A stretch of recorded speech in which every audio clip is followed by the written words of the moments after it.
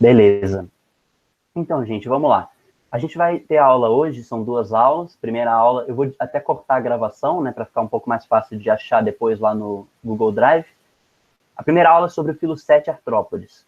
Até agora, a gente falou de 6 filos animais. A gente tem 9 filos para lembrar no total. A gente analisa eles dos filos mais simples para os filos mais complexos, que têm mais informações, são animais, às vezes até maiores, com maior complexidade corporal, mais órgãos, sistemas, etc. Sendo que a ordem deles são filo 1, poríferos, filo 2, quinidários, filo 3, plateumintos, filo 4, nemateumintos. Esses filos 3 e 4, os dois têm nome parecido, né? Filo plateumintos e nemateumintos, que os dois são vermes. E os dois causam as doenças que a gente conhece como verminoses. A esquistossomose, também chamada de barriga d'água, a ancilostomose, também chamada de amarelão, a teníase, né, da carne do porco, da carne de boi. Então, a gente tem lá aquelas doenças, que a gente teve uma aula específica sobre isso, e quem puder pegar esses áudios, pelo menos dessas aulas de verminoses, eu recomendo que é um ótimo investimento de tempo, porque cai muito em Enem, FUVEST, Unesp, cai direto. Do nosso semestre inteiro é uma das matérias que mais caem. Aliás, dos nossos 9 filos, né, então aí continuando, né, tem o filo 5 moluscos, 6 anelídeos, 7 artrópodes, que é a aula de hoje, 8 equinodermos e 9 cordados. Desses 9 filos, eu diria que os 4 principais são os 2 de vermes, 3 plateumintos e 4 nemateumintos, 7 artrópodes, que é o da aula de hoje, e 9 cordados, que é o último. Então, 3, 4, 7 e 9, eu diria que são os principais filos para a gente estudar, beleza? E 3 e 4 relacionados principalmente com a parte das doenças.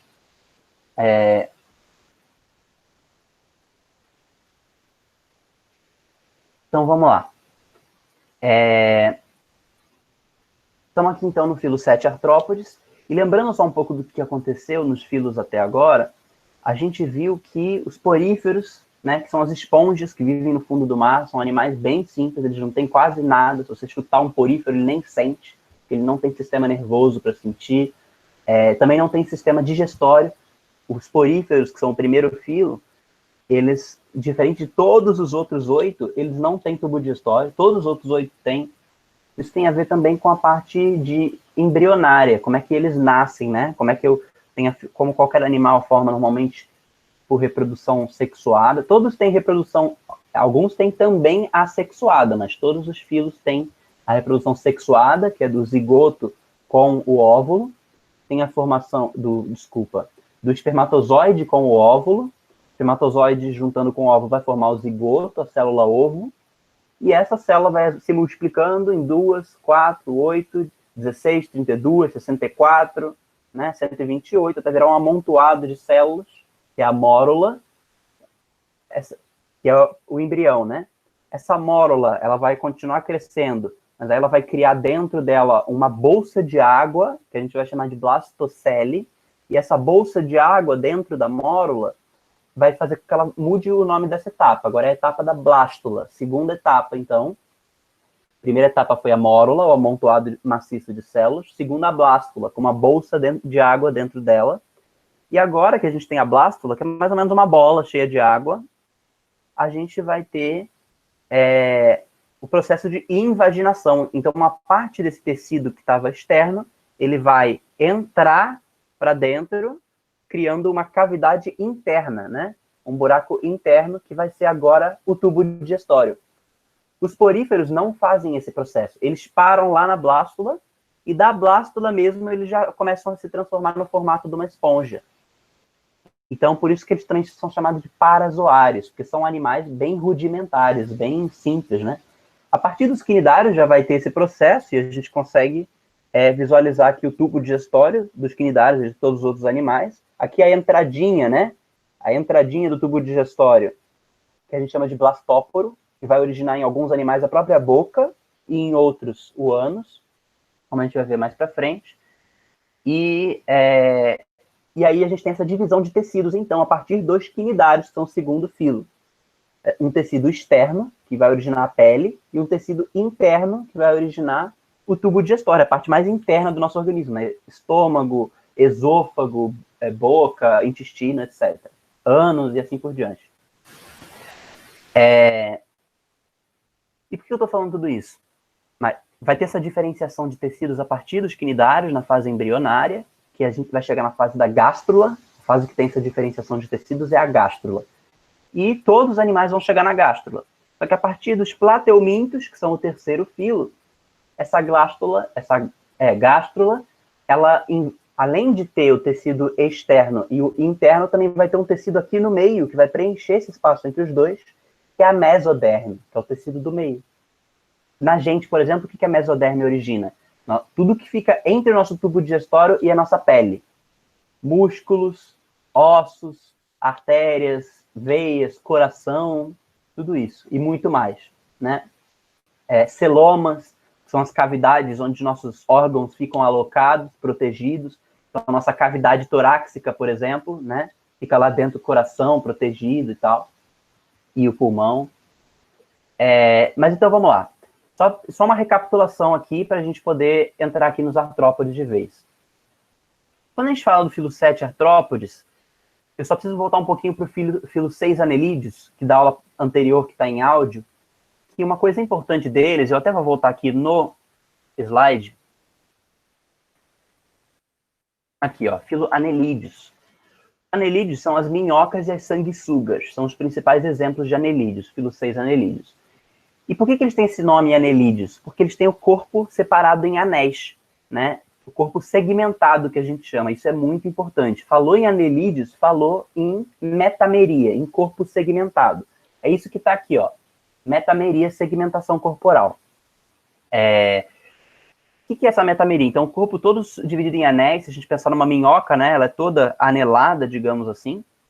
Toda segmentada. E esse padrão de organização do corpo, ele vai continuar nos artrópodes.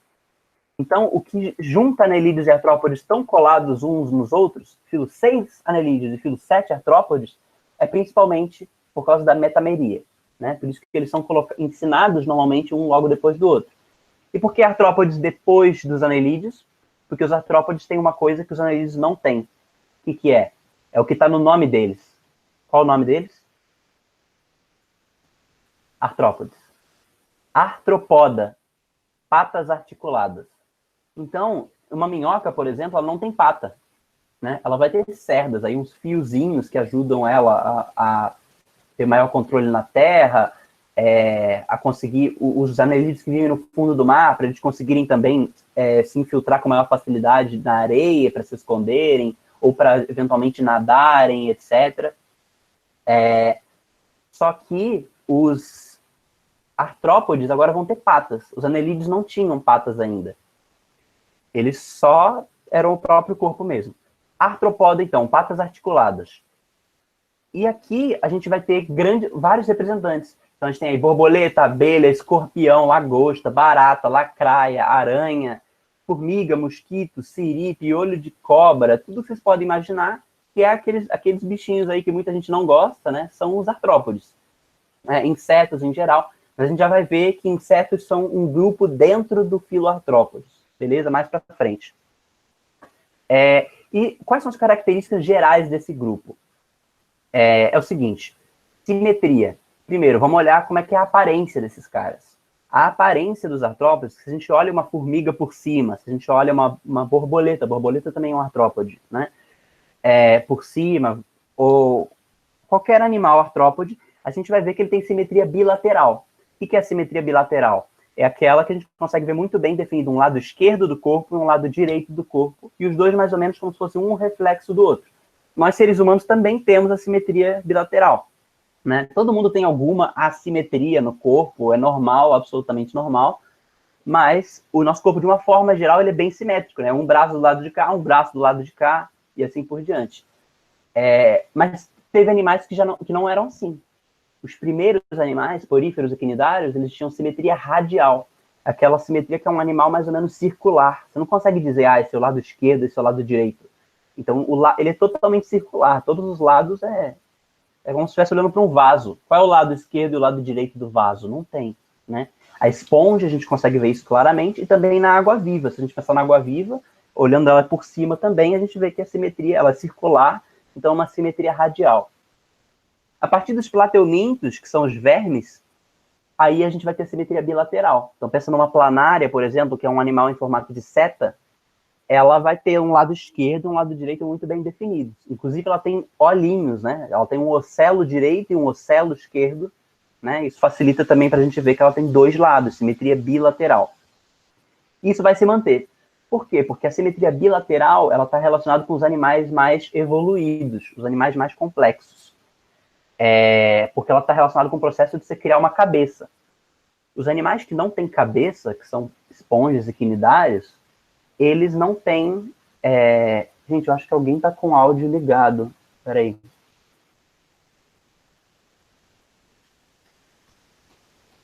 Que estranho. Vocês estão ouvindo um ruído?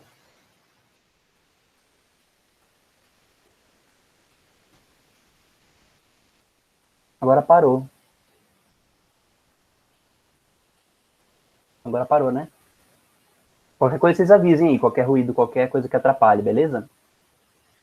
Então, a partir dos plateumintos, e isso vai se perdurar em todos os outros praticamente, vai ter o processo de cefalização. O animal cria uma cabeça, ou seja, um centro de comando, e esse centro de comando vai fazer o corpo se dividir, né, em lado esquerdo e lado direito. Então, simetria bilateral, ela não é só aparência, ela está relacionada com uma certa forma de evolução, né?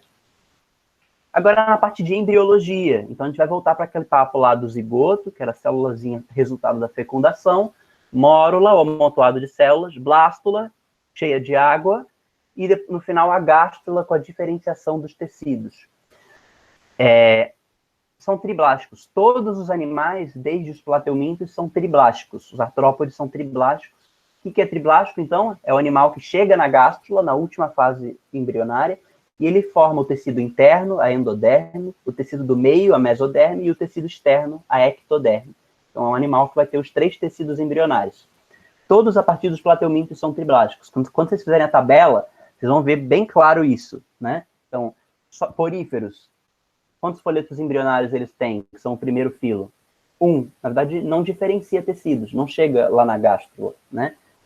Quinidários, 2. Plateumintos, 3. Nemateumintos, e todos para frente, 3 até os cordados. Né? Então, isso vocês conseguem visualizar muito bem na hora de construir a tabela. Destino do blastóporo. Quando chega lá na fase da gástrula, que tem o processo de invaginação, de gastrulação, e vai ter aqui o tecido interno, essa entrada aqui do tecido interno, a entrada do tubo digestório embrionário, que chama de blastóporo, essa entrada ela vai originar em alguns animais a boca e em outros animais vai originar o ânus. E depois, do outro lado, vai abrir o que seria a boca ou o ânus que está faltando, beleza? Mas no começo vai originar algum dos dois. Nos artrópodes, assim como na maioria dos animais, a gente chama eles de protostômios, porque o blastóporo, que é essa entradinha aqui do tubo digestório, vai originar a boca, beleza?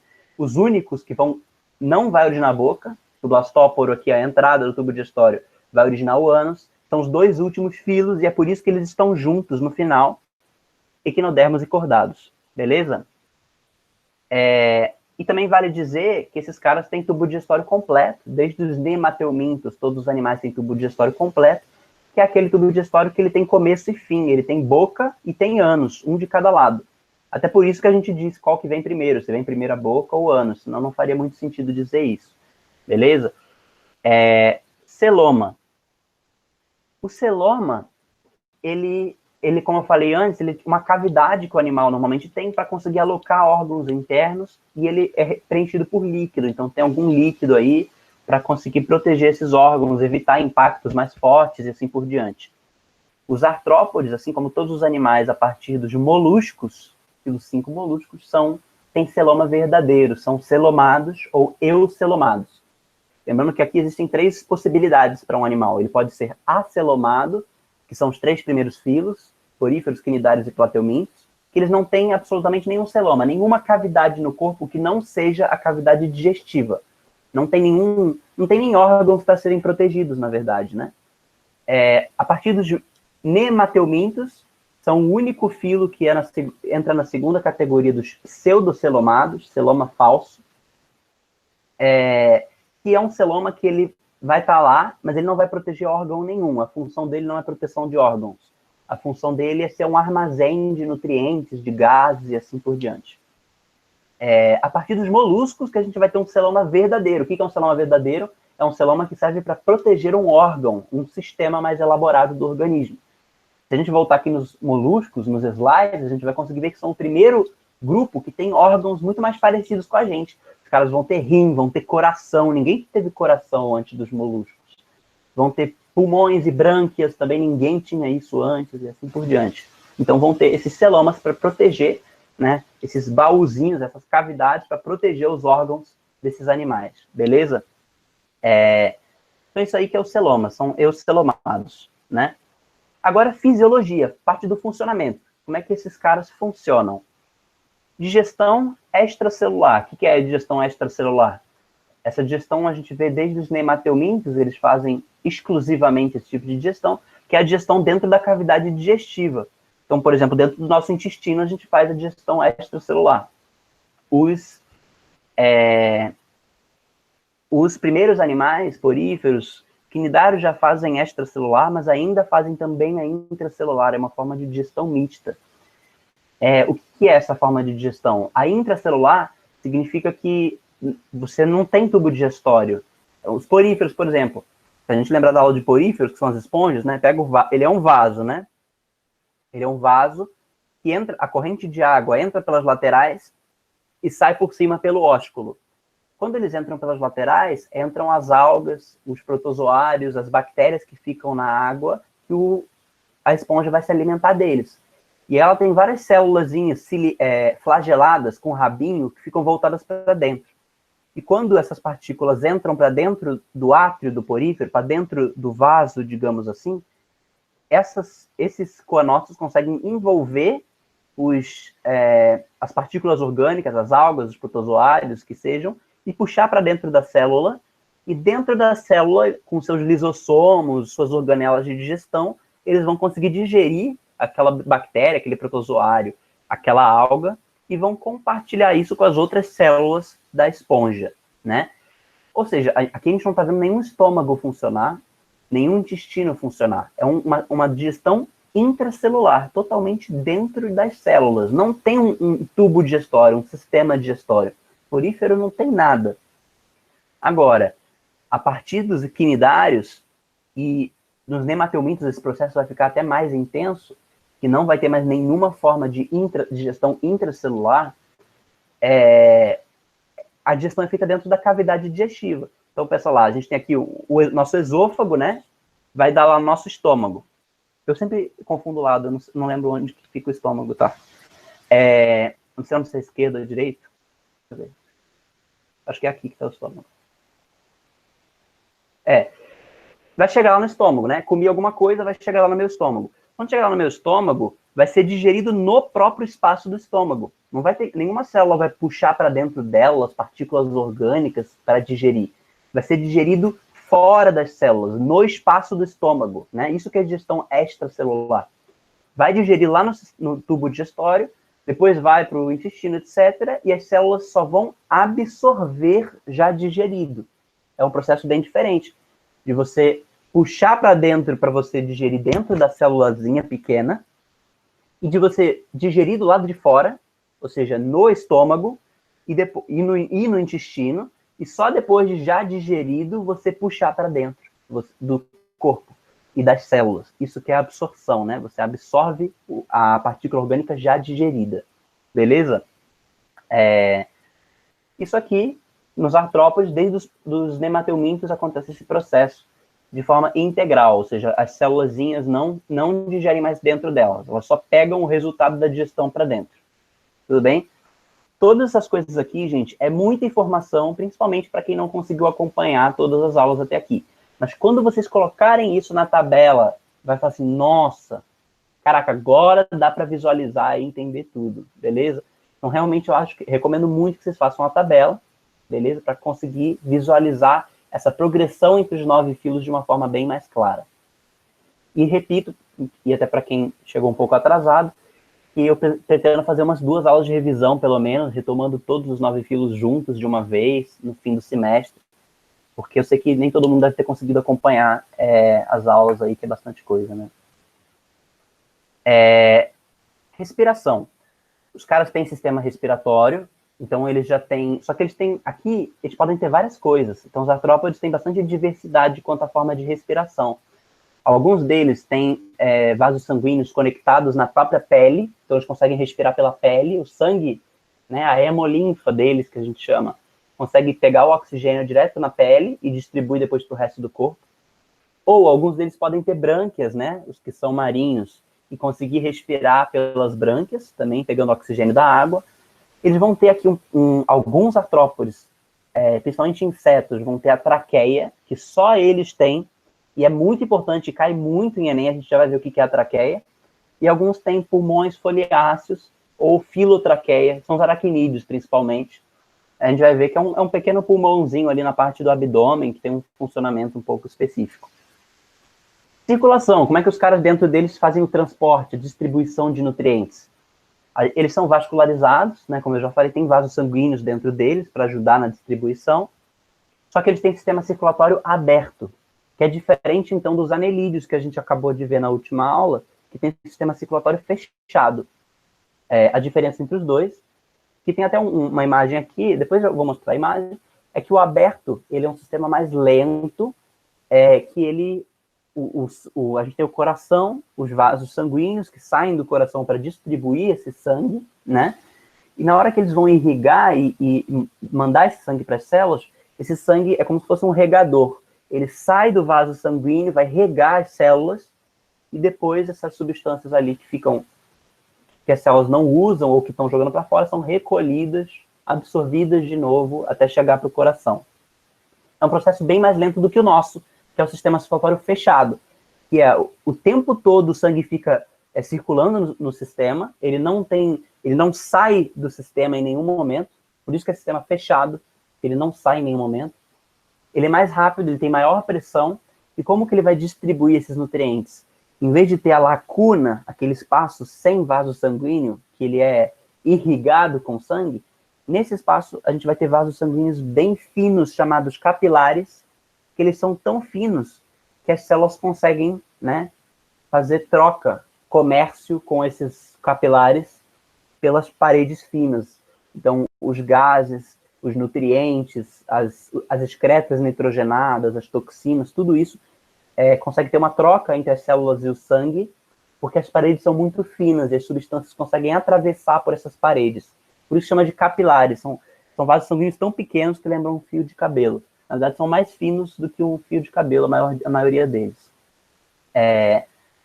Mas aqui, sistema circulatório aberto. Então, é um sistema mais lento, que a gente vai ver no esquema depois como é que é.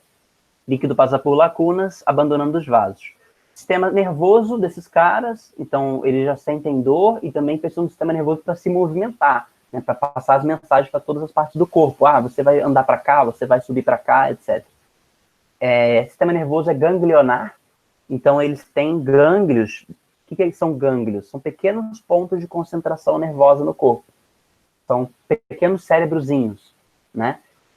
Lembrando que quando a gente fala sistema nervoso, os primeiros animais poríferos, por exemplo, são sem sistema nervoso. Se você chutar um porífero, uma esponja, ela não sente nada. A partir dos quinidários, existe sistema nervoso, e esse sistema nervoso é difuso. Então, são só redes neurais, neurônios espalhados pelo corpo inteiro da água-viva, tem um ponto de comando. Não tem nenhum ponto de comando, não tem um cérebro na água-viva. Ela é só um monte de neurônio, né? Ela meio que reage instintivamente às coisas, não consegue muito processamento de informações. Ela não é um animal muito inteligente, a água-viva, ela não consegue processar tanta coisa. A partir dos plateumintos, que a gente tem o sistema nervoso ganglionar, que continua até aqui, né? Ganglionar, e ele tem pequenos pontos de concentração nervosa. São pequenos pontos de comando, pequenos cérebrozinhos para comandar o resto do corpo. Mas ainda não é, como a gente vai ver nos cordados, sistema nervoso cérebro-espinhal que a gente conhece, que é o mais concentrado, com maior capacidade de processamento de informações, e consegue fazer muitas coisas, né? Processar coisas que os outros animais não conseguem processar.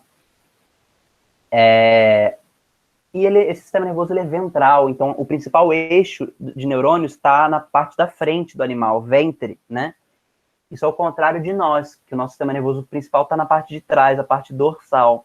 Pois a gente vai ver isso lá nos cordados, que o sistema nervoso é dorsal, beleza? Mas aqui continua sendo ventral, como a maior parte dos outros animais. E por fim, reprodução não é muito importante, né? A gente tem uma variedade aí na reprodução, pode ser sexuada por fecundação interna, que é o mais comum, mas pode ser externa. Alguns indivíduos são monóicos, ou seja, hermafroditas, têm os dois sexos, e outros são dioicos, sexos separados. Mas reprodução não é o mais importante aqui nos artrópodes. Agora vamos para os detalhes, então. E esses detalhes que caem bastante de vez em quando, né? Esses caras também apresentam metameria. Então, quando a gente pensa em artrópodes, a gente lembra logo dos anelídeos e artrópodes. Por que eles estão juntos? Por que é filo 6 e filo 7? Porque os dois têm corpo segmentado, o corpo dividido em anéis. Aqui a gente está conseguindo ver uma centopeia. Aqui, ó. Essa centopeia, o que essas coisas aqui embaixo dela? São pequenas patinhas, né? Então, em cada segmento dela, ela vai ter aí, né, um par ou dois pares de patas, dependendo de qual animal for. E esse corpo é todo segmentado, né? A metameria, isso é uma coisa importante, e isso tem a ver, está totalmente relacionado também com os anelídeos, os dois têm essa metameria. Em nós, cordados, se a gente for pensar em seres humanos, a gente também tem uma certa forma de metameria. Se a gente for pensar um ser humano, sei lá, alguém que pratica muita academia, sei lá, faz muita musculação, a gente consegue ver que às vezes os músculos dessa pessoa, a gente consegue ver uma divisão entre eles, né? Então, sei lá, alguém que malha muito abdômen, consegue ver aquela segmentação dos pedacinhos do abdômen, né? Isso é uma forma de metameria muscular. Todos nós somos metamerizados. Mas normalmente quem tem uma taxa de gordura muito baixa e um esforço muscular muito intenso, consegue deixar isso mais acentuado, né? Mas é uma forma de metameria muscular que os cordados também vão ter depois. Mas aqui, essa metameria é tão intensa que ela se mostra externamente de forma muito mais evidente. Então, nenhum anelídeo ou artrópode precisa ir na academia para ele conseguir exibir a sua metameria, né, a sua segmentação corporal. Beleza? Gente, eu estou falando muito sozinho aqui, vocês estão pegando, está dando para acompanhar? Vocês estão com alguma dúvida? Vocês podem me interromper a qualquer momento, vocês sabem, né?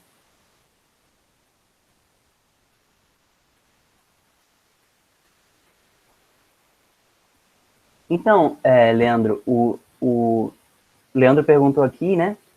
Fê, a novidade desse filo seria apenas os tipos de reprodução? Não, na reprodução, na verdade, não tem nenhuma novidade. Nenhuma novidade. A novidade aqui são as patas articuladas, que dão nome para o grupo, e a gente já vai ver depois o exoesqueleto de quitina, também uma coisa bem específica, beleza? Tipos de respiração, ele está corrigindo aqui. A novidade são os tipos de respiração, é uma novidade, não é a única, mas é uma novidade importante, a respiração traqueal, como a gente vai ver. Ela é bem importante e é uma novidade que só tem neles. Depois, essa novidade não fica, né? Ela é exclusiva deles. Sim, tá gravada a aula, tá sendo gravada, eu vou colocar no Drive depois, beleza? Definição de metameria. Corpo segmentado. É o corpo dividido em anéis. Se você pensar numa esponja, por exemplo, uma esponja do mar, ou uma água viva, tem o corpo segmentado? Ou uma planária mesmo? Ou uma lombriga? O corpo tem segmentações? Ele é dividido em vários pedaços evidentes? Não. Ele é um contínuo, né? Então, pensa numa planária. Ela não tem nenhuma segmentação corporal. Ela é uma coisa... É uma seta só que continua. A partir dos anelídeos, uma minhoca, por exemplo, a gente consegue ver que ela tem vários traços que dividem o corpo dela, um corpo dividido em anéis. Isso que é metameria, beleza?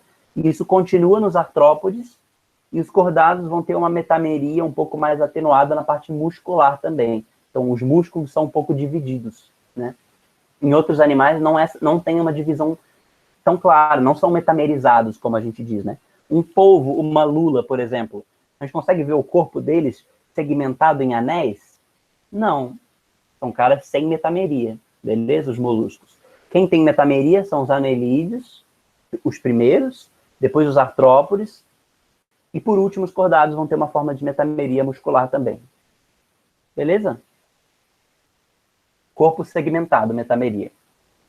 E aqui a gente consegue ver o sistema circulatório aberto. O que é o sistema circulatório aberto? É o sistema circulatório lacunar. Ele está até comparando aqui um gafanhoto, que é um artrópode, com uma minhoca, que é um anelídeo do filo 6 da última aula. Olha a diferença aqui que eu falei, ó. Nesse espaço aqui do meio, vocês conseguem acompanhar o meu laserzinho aqui do PowerPoint? A gente consegue ver que tem uma lacuna. O que é essa lacuna?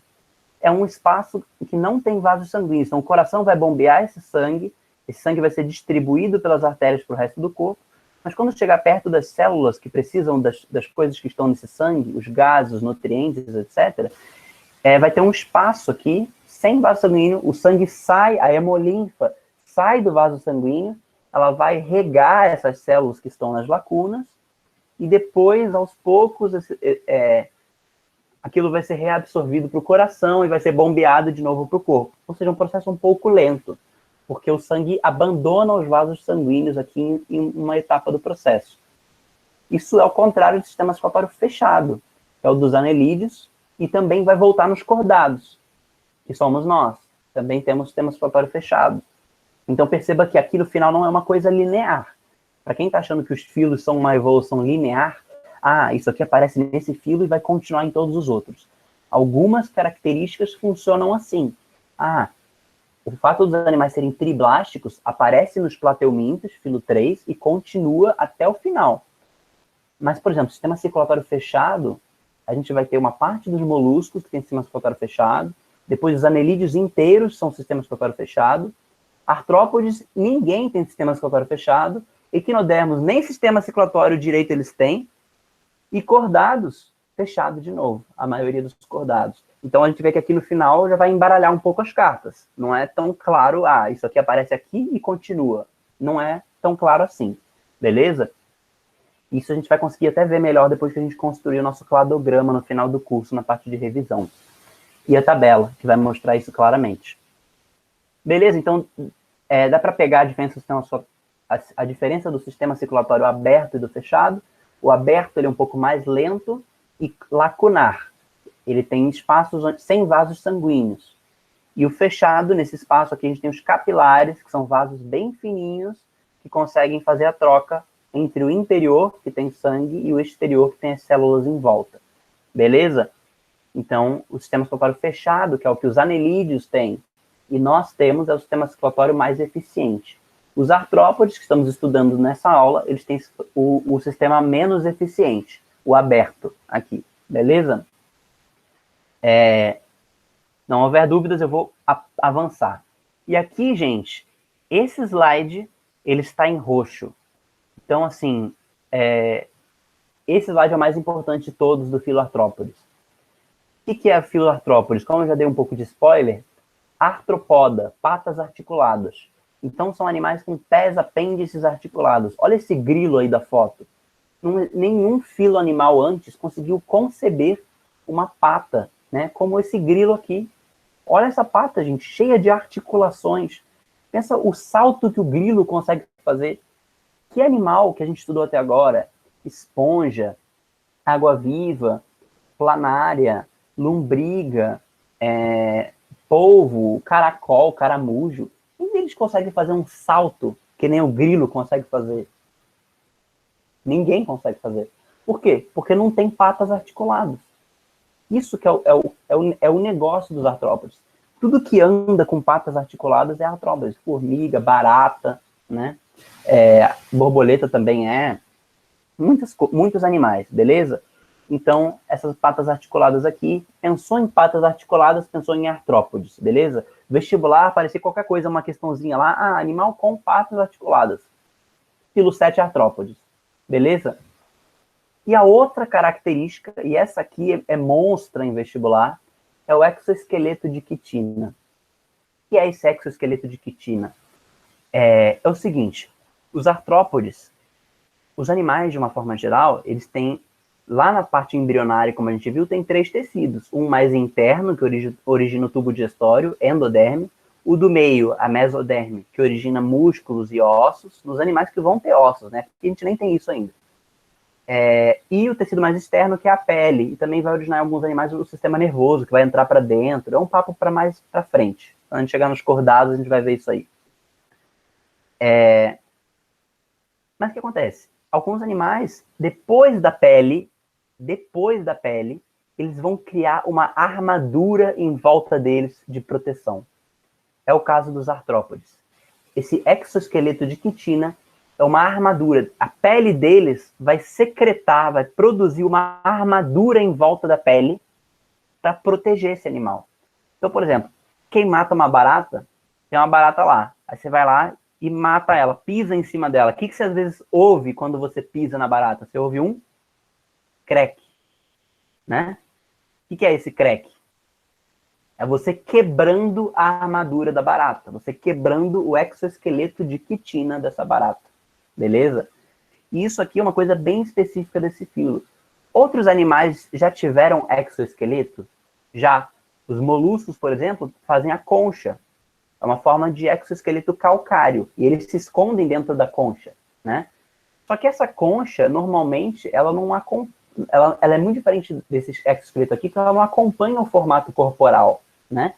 Então pensa, por exemplo, num caracol. O caracol, a concha dele tem um formato e ele próprio tem um outro formato, né? Tipo, ele se esconde dentro da concha e tal, mas a concha não é o próprio animal. Aqui é uma armadura tão bem feita que esses caras aqui, eles vão fazer um processo de muda ou equidise, que é o quê? É soltar a armadura, tirar a armadura. Quando eles tiram a armadura, a gente vê que a armadura tinha exatamente o mesmo formato do que o corpo dele, né? Então aqui a gente está conseguindo até ver a imagem, uma cigarra aqui soltando a sua armadura. Olha aqui, o que é essa armadura embaixo? Não parece até uma outra cigarra? Não é, gente. Isso é a armadura dela. É o exoesqueleto de quitina dela. Ela está saindo para fora da armadura para ficar livre por um tempo e depois ela vai construir uma nova armadura. Agora eu pergunto para vocês. Por que se eu já tenho a armadura, para que eu vou querer sair da minha armadura? Para que eu quero tirar o meu exoesqueleto de quitina? Para que serve sair? Perder a minha proteção? Eu não fico mais vulnerável a predadores? E aqui só um pequeno detalhe, quitina está em amarelo nesse slide porque é um carboidrato. Principalmente no segundo semestre, a gente vai precisar prestar bastante atenção. A cobra na troca de pele pode ser comparado? Uma ótima pergunta. Vai ser um pouco diferente. Porque, na verdade, a cobra na troca de pele é uma própria parte da pele dela que ela vai deixar para trás. Isso a gente vai ver lá para frente nos cordados, beleza? Então é um pouco diferente. O processo lembra, né? Mas é que é um pouco diferente, porque ela vai botar para fora o próprio exoesqueleto. Cobra não tem exoesqueleto, ela tem só a própria pele dela mesmo e ela troca a pele, beleza? Não é uma camada em cima da pele de armadura, tudo bem? Quitina, então, que é um carboidrato, né? É um polissacarídeo junto com amido, celulose, glicogênio, são os polissacarídeos, os grandes carboidratos mais importantes. Tudo bem? Então a gente tem aqui esse exoesqueleto de quitina, e como eu estava falando, por que se tira essa armadura? Por que se tira esse negócio? Porque o animal precisa crescer. Então, quando ele é bem pequeno, ele vai criar a sua primeira armadura. Então pensa, por exemplo, com 4 anos, sei lá, pensa num ser humano, a gente não faz esse processo, mas a gente pode pensar. Se eu com 4 anos criasse a minha primeira armadura, como é que eu ia continuar crescendo? Ia dar ruim, né? Ou não ia conseguir crescer direito, ou ia quebrar a minha armadura. Aí, o que os artrópodes fazem? Os caras são inteligentes. Eles tiram, quando eles vão crescer, eles tiram a armadura para poder crescer mais um pouquinho. Depois que eles crescem mais um pouquinho, para não ficarem vulneráveis no meio ambiente, né? Eles vão produzir pela pele uma nova armadura, vão secretar uma nova armadura, um novo exoesqueleto de quitina. Aí eles vão viver algum tempo com aquele exoesqueleto de quitina, mas vai ter um momento que eles vão querer crescer mais um pouquinho. Eles vão estar muito presos lá dentro da armadura, do exoesqueleto. Então eles vão, de novo, tirar esse exoesqueleto para poder crescer mais um pouco, e depois vão secretar um novo exoesqueleto. E dependendo da espécie do animal, ao longo da vida inteira do animal, do inseto, do aracnídeo, que seja, isso pode acontecer uma vez, pode acontecer 2 vezes, pode acontecer 3 vezes, 4, 5, 10, 20 vezes. Então, depende muito de espécie para espécie, beleza? E aqui a gente consegue ver o gráfico, e esse gráfico cai direto nas provas Enem e vestibulares. Olha aqui, ó, é um gráfico do tamanho do animal pelo tempo. O que está acontecendo aqui? Um animal normal seria essa linha rosa, um animal que não é artrópodes. Nós, por exemplo, que é essa linha rosa? Aqui o eixo, né, o começo do gráfico, ele é a origem da vida. Então, pelo tempo, né? Conforme vai passando o tempo, o que vai acontecendo aqui? A gente vai crescendo, o tempo está passando, o animal vai crescendo, crescendo, crescendo. Conforme vai chegando na idade adulta, esse crescimento vai ficando mais lento, até estabilizar. Aqui o gráfico não está mostrando, mas vai chegar um momento que vai ficar estável. Ele vai parar de crescer, o tamanho dele vai ficar o mesmo pelo tempo, beleza? É isso que acontece aqui na linha rosa. Nos artrópodes, esse crescimento é em escada. É uma coisa louca. Olha como é que vai acontecer isso. Nasceu o animal. Ainda não tem nenhum exoesqueleto de quitina. Então ele vai crescendo normalmente, crescendo normalmente, crescendo normalmente. Tem aí alguns dias de vida, cada espécie vai ser diferente, ele vai produzir o seu primeiro exoesqueleto, vai produzir a sua armadura. Só que aí, produziu a armadura, não consegue mais crescer. A armadura limita o crescimento. Então, ó, vai passar o tempo e ele vai ficar algum tempo com o mesmo tamanho corporal, sem crescer. Né? Só que aí, alguns dias depois, ele vai falar, poxa, eu acho que eu quero crescer mais um pouco. Aí ele vai tirar a armadura, e esse processo de tirar o exoesqueleto, a gente chama de muda ou ecdise. Então, essas palavras são bem importantes da gente lembrar. O que é muda ou ecdise? É o momento que o animal, para querer crescer mais, ele vai tirar a sua armadura, beleza? Então ele vai tirar essa armadura e vai voltar a crescer. Então por isso que subindo a escadinha de novo aqui. Passando pelo tempo, o animal vai crescer, crescer, crescer. Vai chegar um momento que ele vai falar, olha, já cresci o suficiente, preciso me proteger. Ele vai secretar de novo um novo exoesqueleto de quitina adequado ao novo tamanho corporal dele. Vai ficar algum tempo com esse exoesqueleto e aí, portanto, sem crescer. Né? Ele tem que fazer uma escolha. Ou eu cresço, ou eu fico com uma maior proteção. E por isso que o crescimento vai ser sempre em escadinha. Sempre nesse momento aqui, ó, é o momento da muda. Sempre, quando ele começar a crescer de novo, é porque ele tirou a armadura para continuar crescendo. Esse momento é o momento da muda ou ecdise. São 2 palavras para dizer a mesma coisa. Tirar a armadura. Beleza? E o que dá de vantagens e desvantagens para esse animal? Vantagens de ter um exoesqueleto: rigidez, proteção, é uma armadura de proteção. E também outra, impermeável, né? Então ele evita o animal ficar perdendo muita água. O animal que ele tem a pele... A gente também tem pele impermeável, a gente não precisa ter um exoesqueleto, mas a nossa pele também é impermeável. A gente perde pouca água pela transpiração em relação a outros animais que não são impermeáveis, beleza? Eles vão ser impermeáveis com esse exoesqueleto. Então, eles vão perder pouca água por desidratação, beleza? Desvantagens é a limitação do crescimento. Sempre que o animal quiser crescer, ele vai precisar tirar essa armadura. Então, essas são as vantagens e desvantagens, beleza? Alguma dúvida no slide mais importante dos artrópodes? Deu para pegar bem tudo que eu falei aqui? Borboleta faz isso...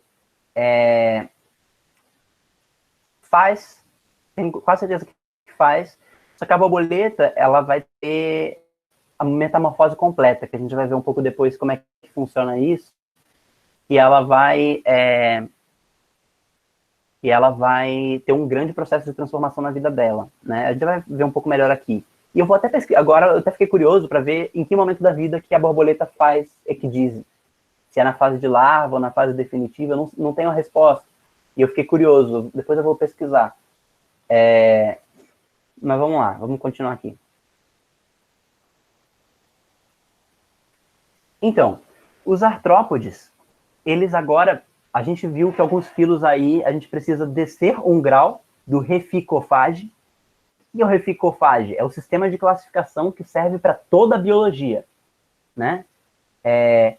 Reino, dentro do reino temos vários filos, dentro de um filo temos várias classes, dentro de uma classe temos várias ordens, dentro de uma ordem temos várias famílias, Dentro de uma família temos vários gêneros, dentro de um gênero temos várias espécies. Reficofage, né? Reficofage. Vamos escrever aqui, ó. Reficofage. Beleza? Isso vale para plantas, animais, bactérias, fungos, protozoários, algas. Vale para todo mundo, só não vale para os vírus, porque eles são uma coisa à parte, né?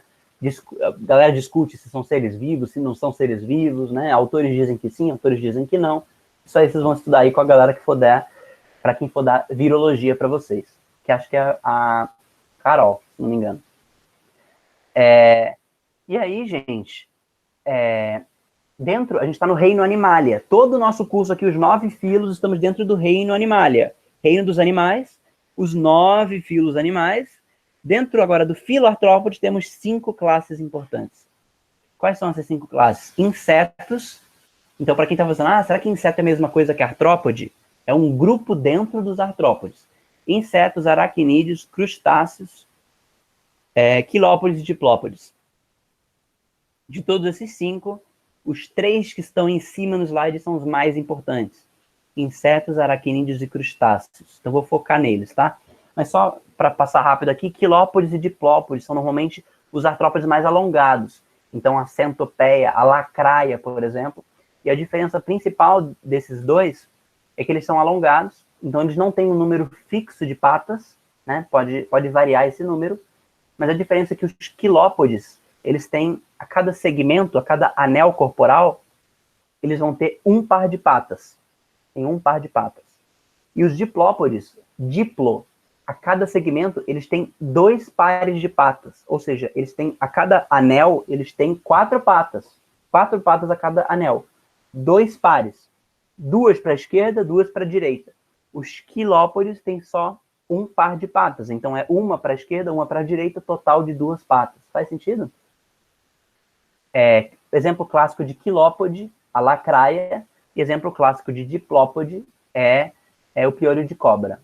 O piolho de cobra é um dos melhores exemplos aí de diplópode que a gente conhece.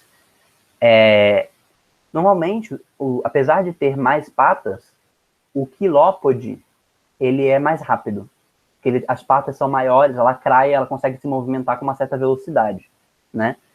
É só isso, não tem muito mais aqui pra gente ver desses dois. Agora vamos para os importantes. Insetos, aracnídeos e crustáceos.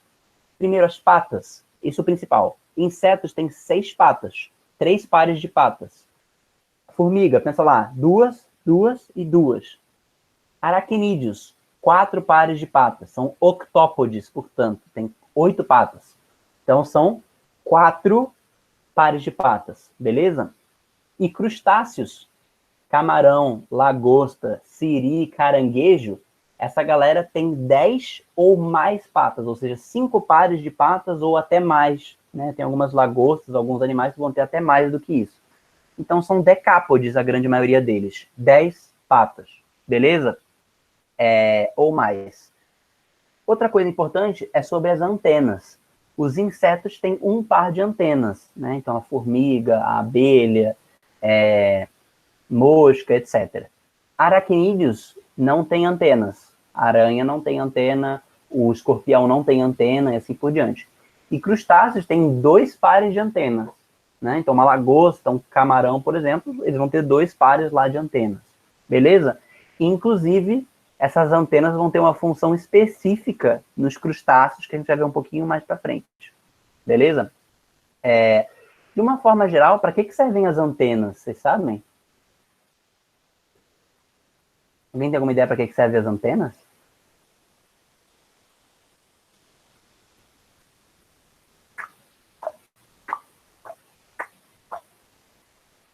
Sensoriais, boa. Mas qual o sentido? Alguém falou, tipo olhos. Então seria o sentido da visão? Elas enxergam pelas antenas? Ou é algum outro sentido? Localização, a Giovana falou aí.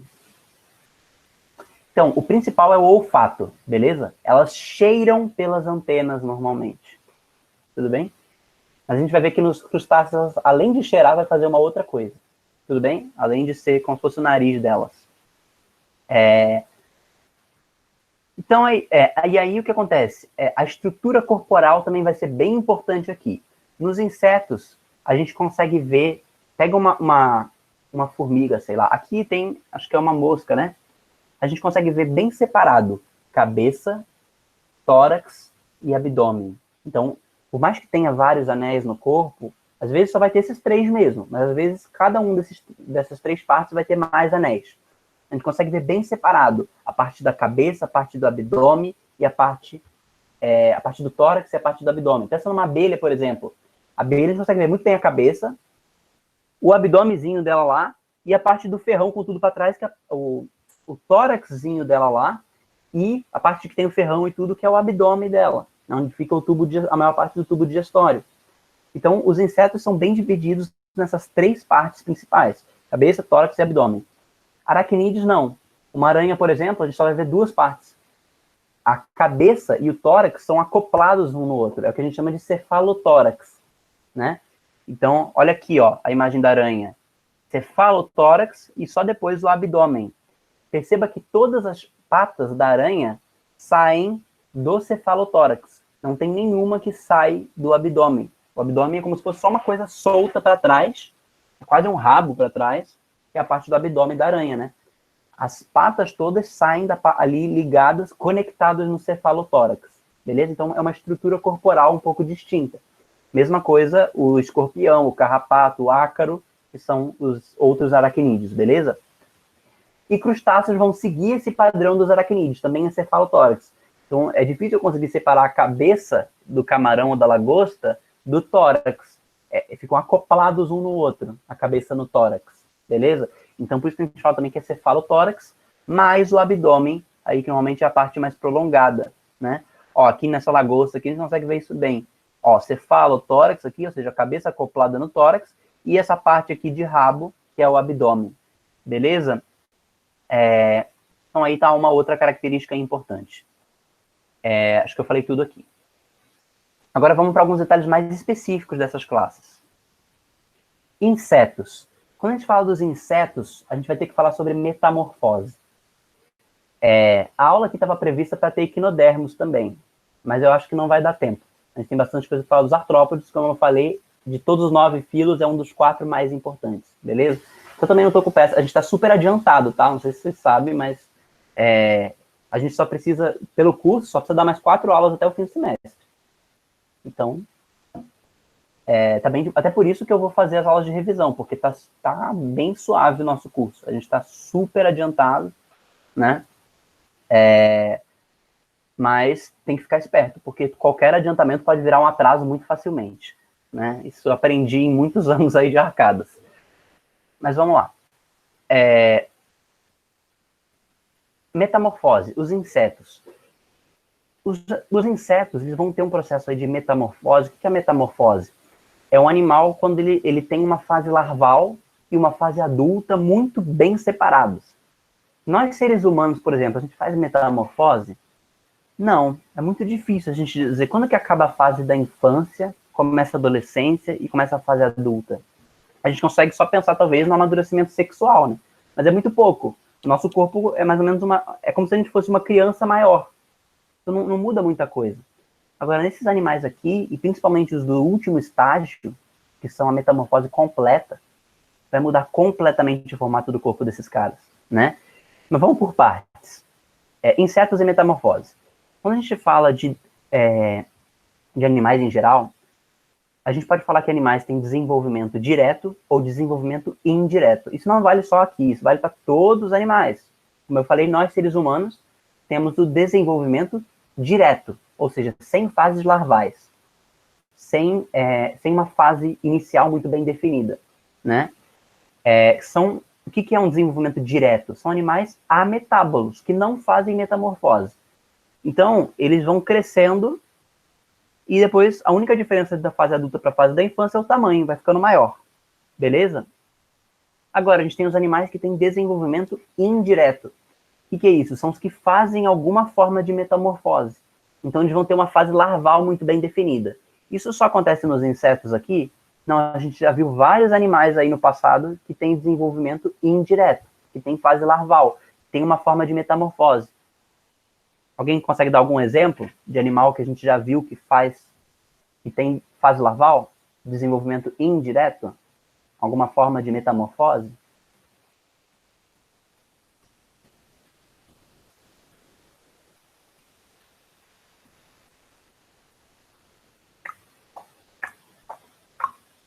Nemateumintos? Talvez alguns até façam. Eu não sei, para ser sincero. Mas não é o melhor exemplo, eu acho. Mas boa tentativa. Lombriga, por exemplo. Talvez o amarelão tenha uma fase larval. Acho que a fase que fica no solo ali, antes de entrar no pé, pode ser considerada uma fase larval. Mas não é o melhor exemplo de fase larval. Bem claro. O melhor exemplo são os plateumintos, né? Qual é a fase larval da tênia? Tem até um nome específico. O cisticerco. Qual é a fase larval do esquistossomo, que também é um plateuminto? Tem duas fases larvais, o esquistossomo. Quais são as fases larvais do esquistossomo? O miracídio, na hora que chega na água, na hora que vai penetrar na pele do ser humano para infectar, é a cercária, né? Então, esses animais já apresentavam um desenvolvimento indireto. Aqui a gente vai ver, de novo, voltar a ver isso, né? Desenvolvimento indireto aqui, mas não só eles, tá? Quinidários também, desenvolvimento indireto. Tem lá a larva, quando forma, tem primeiro uma fase larval. Os próprios poríferos também têm fase larval, antes de começar a virar o porífero propriamente dito, no comecinho ali.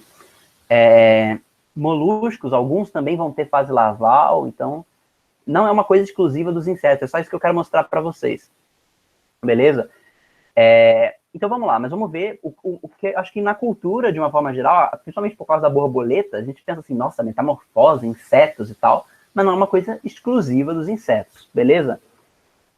Metábolos agora. Então, os caras que têm desenvolvimento indireto vão ter uma fase larval e em algum momento vão se transformar. A gente tem aqui os exemplos. A gente tem uma divisão, tem os M-metábolos e os holometábolos.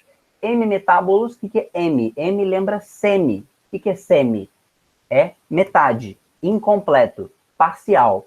Metamorfose incompleta, metamorfose parcial. O que significa isso? O animal vai sofrer várias alterações no corpo, mas não é um processo tão intenso quanto a metamorfose completa da borboleta, por exemplo. E o que é essa metamorfose parcial? Esse cara vai ganhar desenvolvimento sexual e asas, beleza? Isso é metamorfose parcial. Nossa, como que eu vou saber se o animal...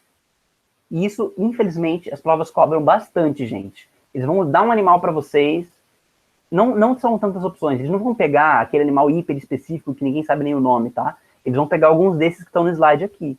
Barata, percevejo, barbeiro, libélula, formiga, besouro, etc. São esses caras que eles vão pegar, tá? Nas provas. Não precisa ficar achando que é uma infinidade, que é muita coisa para lembrar. São esses caras aí, beleza? E eles vão querer que vocês digam se os caras têm metamorfose incompleta ou completa. Ou se são ametábolos, como é a traça de livro aqui, por exemplo, que é o único exemplo que cai nas provas de inseto ametábolo, beleza? M-metábolos e holometábolos. Nossa, como é que eu vou saber? Eu tenho que decorar exatamente? Quem quiser pode decorar, mas tem uma forma de se lembrar também. Então é o seguinte, gafanhoto. Você consegue imaginar um gafanhoto sem asa e com asa? Normalmente sim. Então, você consegue pensar, se eu consigo imaginar, se esse animal para mim, eu consigo conceber ele sem asa e com asa, provavelmente ele é metamorfose parcial. Por exemplo, você falaria uma borboleta sem asa? A formiga aqui vai atrapalhar um pouco isso, tá? Mas não liga pra formiga não, por favor. Uma borboleta sem asa, por exemplo, não existe, né? Você não consegue pensar nisso. Uma vespa sem asa, uma mosca sem asa, um mosquito sem asa. Na fase adulta é muito difícil você pensar isso, né? Agora, o gafanhoto, não só você consegue pensar, como as provas costumam escrever. É um gafanhoto alado. A barata, por exemplo, é o melhor exemplo, né? Toda barata é voadora? Toda barata é voadora? Não. Graças a Deus, né? Já pensou se todas as baratas fossem voadoras? Quais são as baratas voadoras? São aquelas que são as mais velhas, né?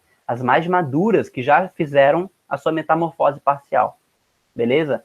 Então, a barata, por exemplo, você consegue pensar uma barata sem asa e com asa, né? Não faz parte da sua ideia de barata que ela tenha asa. É uma coisa meio que opcional, né? A libélula aqui atrapalha um pouco isso, mas ela também é metamorfose parcial, beleza? Percevejo e assim por diante. A gente consegue imaginar. A libélula também ela tem a fase dela sem asa, tudo bem? E ela até quem quiser pesquisar as imagens é interessante. E os holometábolos, então, metamorfose completa, eles vão ter um processo radical na vida deles. E vai ter uma sequência que vai mudar um pouco, né? Então, o que vai mudar nessa sequência? De uma forma geral, a gente vai ter o quê? O ovo, vai acontecer alguma coisa na história e no final vai chegar na forma adulta, beleza? A forma adulta dos insetos a gente costuma chamar de imago também.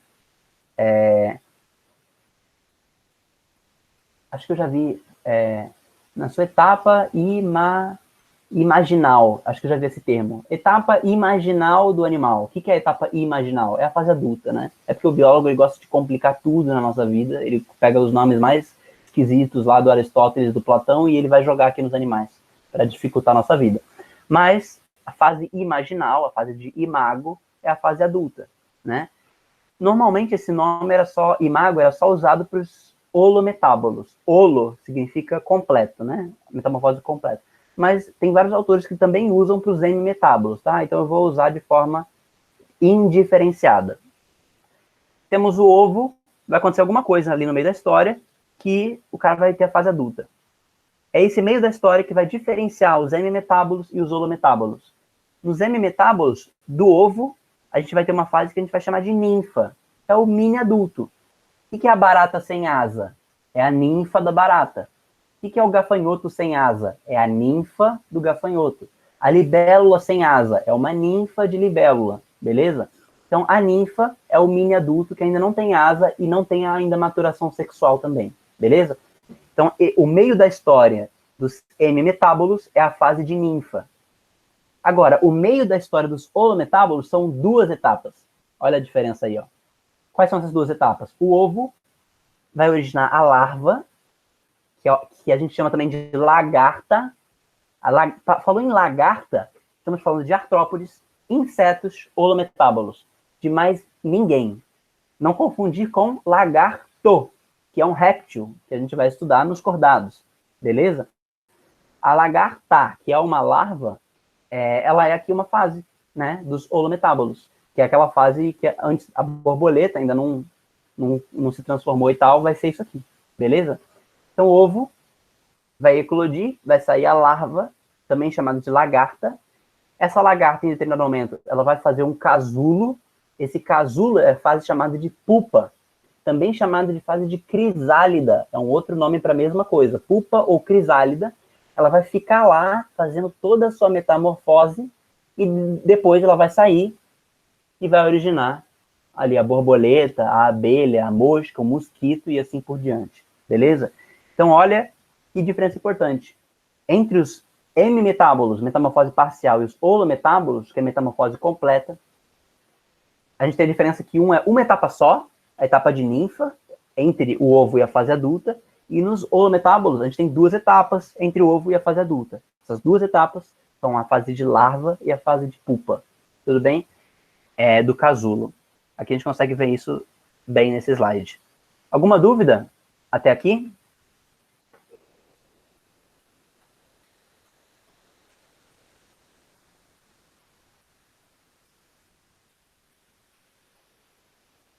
Pintinhos da galinha é alguma evolução desse processo? Não, os pintinhos da galinha é desenvolvimento direto mesmo, tá? A gente não costuma chamar de metamorfose. Não é considerado uma fase larval. É uma fase de infância, meramente, beleza? Que nem um bebê ou outros. Os cordados, de uma forma geral, a gente vai ver que eles não têm... difícil ter metamorfose. Tudo bem? Boa pergunta. Então, vamos lá. Se tiver mais qualquer dúvida aí, vocês chamam, tá? Por áudio, por mensagem, fiquem à vontade. Vamos olhar, então, mais a fundo o que é aquela traqueia que eu falei para vocês. Sistema respiratório traqueal. E aqui, a principal classe é os insetos. Todos os insetos têm respiração traqueal, alguns aracnídeos vão ter, e todos os quilópodes e diplópodes. Mas esses dois, como eu falei para vocês, é muito difícil aparecer alguma coisa. Os principais, insetos, aracnídeos e crustáceos. Vamos focar nesses três, então. Traqueia, pensou nos insetos principalmente, tá? O que é o sistema respiratório traqueal? Algum de vocês já deve ter ouvido falar que nós, no nosso corpo, nós temos uma traqueia. A traqueia, que é a mangueira que fica aqui, que conecta a nossa laringe da nossa garganta aqui com o nosso pulmão. Os nossos pulmões saem os brônquios deles. Aqui a gente tem a traqueia, que é a mangueira que liga os pulmões até a laringe. Tem alguma coisa a ver com essa traqueia aqui? Zero. Não tem nada a ver. É o mesmo nome, mas são coisas completamente diferentes. Por quê? Porque aqui a traqueia é um sistema respiratório. Na gente, ela é um órgão só. E o nosso sistema respiratório é pulmonar. Aqui não é pulmonar, é traqueal. É o nome desse sistema aqui, beleza? E como é que funciona esse sistema aqui? O que ele tem de especial? O que ele tem de especial é que ele é um sistema completamente independente do sistema circulatório. Separado do sangue. Nossa, o que você quer dizer com isso? É o seguinte, quando a gente pensa na gente, por exemplo, nosso sistema respiratório, ele é conectado no circulatório. O que quer dizer isso? Eu estou respirando aqui, o meu oxigênio está entrando pelo meu nariz, cavidades nasais, faringe, que é a garganta, né? Laringe, traqueia, brônquios, pulmões. Chega lá nos pulmões. Quem que precisa de oxigênio no meu corpo? São só os meus pulmões que precisam de oxigênio? Não. Todo o meu corpo precisa de oxigênio. Eu preciso de oxigênio até as células aqui do meu couro cabeludo, até o meu dedo do pé, eu vou precisar de oxigênio, certo? Mas, e como é que esse oxigênio vai dos meus pulmões? Inspirei, tá nos meus pulmões. Como é que isso vai até o meu dedo do pé, ou até o meu dedo da mão? Todas as células do corpo precisam fazer respiração celular com oxigênio. Como que vai chegar neles? Sangue. Sistema circulatório. Coração, artérias e veias. Beleza? Nesses caras aqui, o que vai acontecer? Ou seja, em mim, né, e na maioria dos animais, o sistema respiratório, ele vai passar para o sangue e o sangue vai distribuir para todo o resto do corpo. Aqui não. Aqui o sangue não toca no oxigênio, o sangue não vê o oxigênio. É completamente separado o sistema respiratório do circulatório. O que vai acontecer? O animal vai ter pequenos orifícios na pele dele, por onde entra o oxigênio, o ar, né, vai entrar por esses furinhos, e esses furinhos, eles vão se ramificar em vários tubos dentro do animal, em vários canais, até chegar a todas as células. É um sistema absolutamente independente. É como se fosse um outro sistema circulatório, onde só circula ar, até chegar no nível celular, até chegar nas células, né? Olha aqui, a gente está conseguindo ver isso. Ó. Aqui a pele, aqui a abertura da traqueia, né?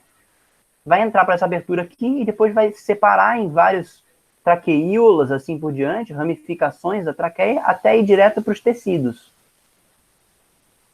Chegando direto nos tecidos, as células pegam direto ali do sistema da traqueia o oxigênio, sem passar pelo sangue. A gente me pergunta, mas então o sangue serve para quê? Serve para distribuir o resto das coisas. Nutrientes da digestão, por exemplo. O animal digeriu, o sangue vai pegar lá no intestino dele, vai pegar o que foi absorvido e vai distribuir para o resto do corpo, que nem funciona na gente também. Excretas nitrogenadas. Também vai ter, ou seja, ureia, amônio, que é tóxico do organismo, para ser liberado, também pode ser jogado no sangue, assim por diante. Então vai servir para outras coisas, mas não para os gases. Na gente, os gases vão estar no sangue, nesses animais não. Sistema absolutamente independente, esse que é o sistema da traqueia, sem participação da hemolinfa. Hemolinfa é o nome que a gente dá para o sangue, é o nome técnico que a gente dá para o sangue nos animais que têm o sistema circulatório aberto, que é aquele sistema mais simples, lacunar, que eu falei para vocês. Tudo bem? Fez sentido o que é o sistema traqueal? Por que ele é especial? Brânquia, sistema branquial, pulmonar, ou de vasos sanguíneos conectados na pele. todos eles vão ter em comum a dependência ao sistema circulatório. Tem que passar pelo sangue os gases para ser distribuído pelo resto do corpo. Aqui não. São os únicos animais que, se você bloquear o sangue deles, eles continuam respirando, pelo menos continuam tendo oxigênio. Não continuam tendo a glicose, porque a glicose chega pela digestão. E para fazer respiração celular, você precisa de glicose e oxigênio. Os dois. Um que vem pela digestão e um que vem pela respiração. Os dois você precisa para fazer a respiração celular, né? Mas os gases chegam lá independentemente. Tudo bem? Alguma dúvida nisso aqui? Aracnídeos. Gente, isso aqui já é bem mais específico, difícil de cair, filotraqueia, mas eu vou dar só por precaução, tá? Os aracnídeos, eles vão ter o sistema filotraqueal, lembra um pouco a traqueia, mas é um processo diferente. Inclusive é chamado por alguns autores de pulmotraqueia, pulmão folhoso ou pulmão foliáceo.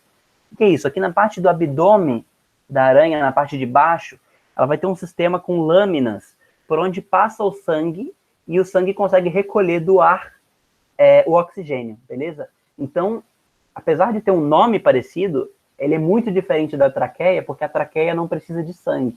E aqui precisa de sangue como se fosse qualquer outro sistema, pulmão, brânquia, vasos sanguíneos na pele, etc. Tudo bem? Então,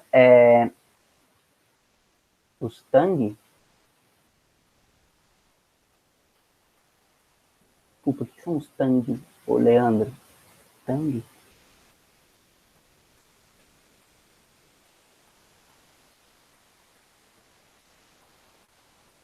A filotraqueia? Quer que repita da filotraqueia? Então, a filotraqueia, ela é como se fosse uma versão de pulmão, vai ter um formato e uma organização completamente diferente do nosso pulmão. Mas é uma forma de pulmão porque ele consegue também, fica na parte de baixo aqui do aracnídeo, né? E ele ele é organizado em lâminas, né? A gente consegue ver aqui essas lâminas amarelas. Por aqui o sangue vai percorrer ali essas lâminas, e essas lâminas conseguem captar o oxigênio e colocar no sangue, né? Então, ele é um sistema diferente do traqueal dos insetos, e ele distribui pelo corpo inteiro sem precisar de sangue. Aqui precisa de sangue.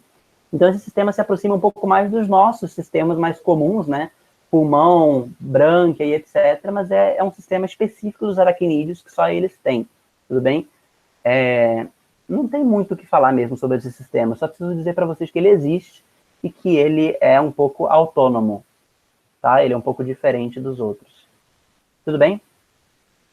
E aí, por fim, aqui só uma observação, os crustáceos, lagosta, siri, caranguejo, etc., eles normalmente têm respiração branquial, a maioria deles, eles têm no cefalotórax, logo na cabeça acoplada no tórax aqui, o camarão, a lagosta, o siri, eles vão ter também umas fendas no exoesqueleto que é das brânquias, tá?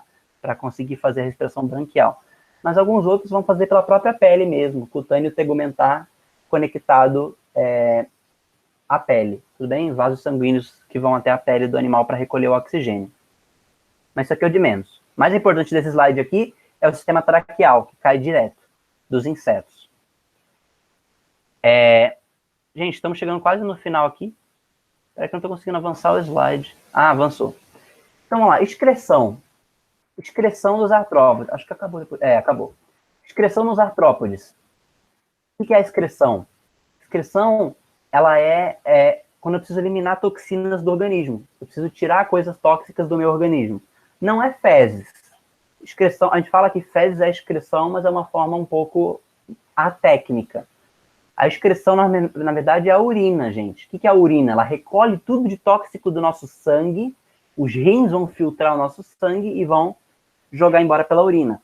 Só que nem todos os animais têm rins. Cada animal vai ter um órgão excretor diferente. Aqui, quais são os órgãos excretores? Nos insetos, aracnídeos, quipópodes e diplópodes, mas principalmente nos insetos, são os túbulos de Malpighi. Como é que funciona isso? Aqui a gente consegue ver aqui um gafanhoto, né?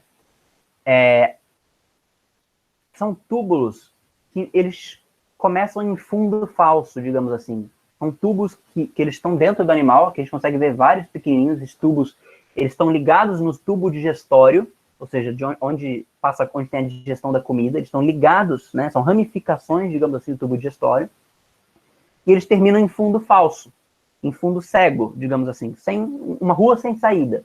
Só que, na verdade, não é exatamente uma rua sem saída. Em volta deles está cheio das células do organismo desse animal. E o que essas células vão fazer? Elas vão acumular toxinas, vão acumular aí as substâncias tóxicas que são naturais. Todo organismo está o tempo todo produzindo substâncias tóxicas que vão ser eliminadas. Nós, por exemplo, pela urina, mas também pelo suor. A gente vai ver mais para frente. E o que essas células que vão fazer, que estão em volta dessa rua sem saída?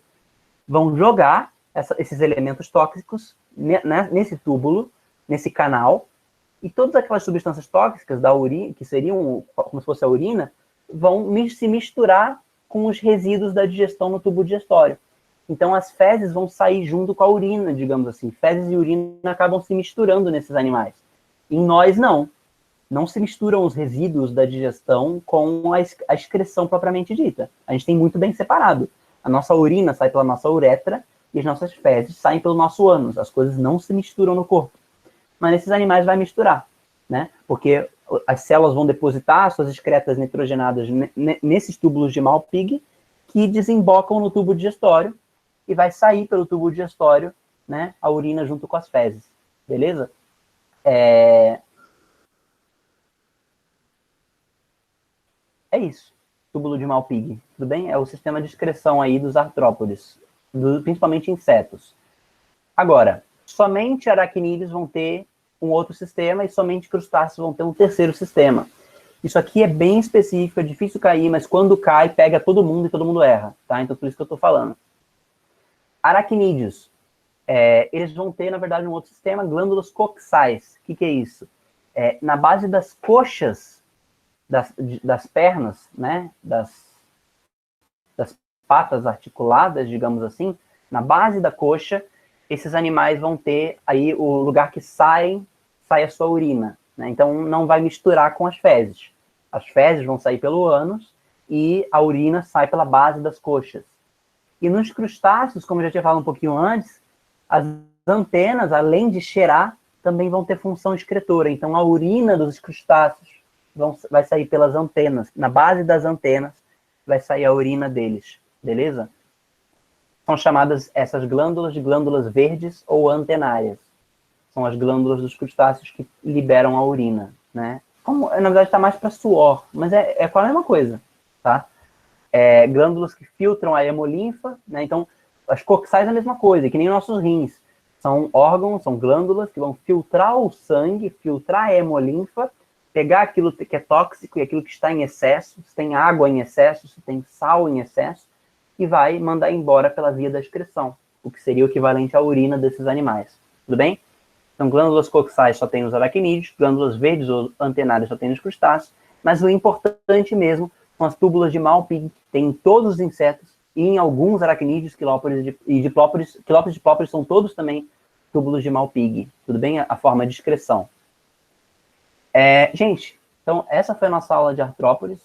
Teria 5 minutos restantes aqui para equinodermos, ou seja, não teremos equinodermos hoje, vai ficar para a semana que vem. Beleza? Então foi isso. Vocês têm alguma dúvida?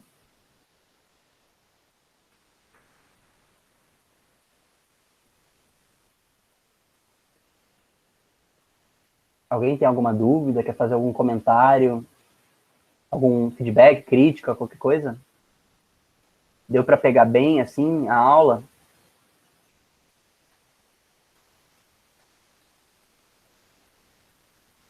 Leandro falou que ficou meio confuso na respiração.